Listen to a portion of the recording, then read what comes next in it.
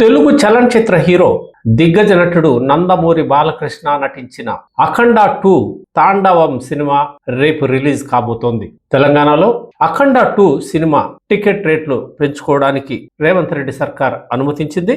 అలాగే ప్రీమియర్ షోకు కూడా తెలంగాణ ప్రభుత్వం అనుమతి మంజూరు చేయడం విశేషం. ప్రీమియర్ షోకు 600 టికెట్ల ధర నిర్ణయించింది.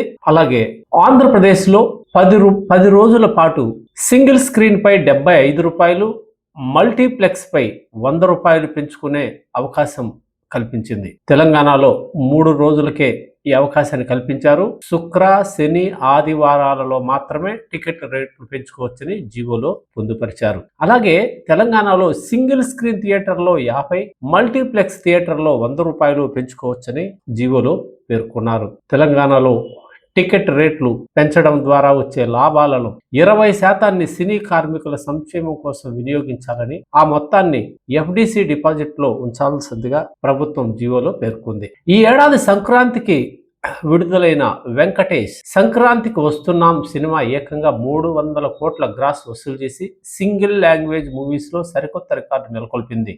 మరే సినిమా హీరోకి ఈ సినిమాకు వచ్చినంత గ్రాస్ వసూలు చేయలేదు.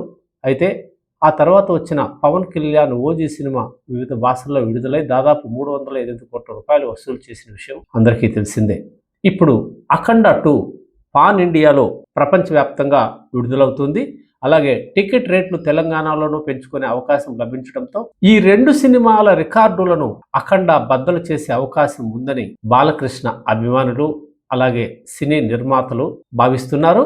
అఖండ విజయవంతం కావాలని సగటు భారతీయ సినీ ప్రేక్షకుడు కోరుకుంటున్నారు. నందమూరి బాలకృష్ణ నందమూరి తారక రామారావు వారసుడిగా సినీ పరిశ్రమలో కొత్త చరిత్రకి ఈ అఖండ 2 ద్వారా పునాది వేస్తారని పలువురు భావిస్తున్నారు.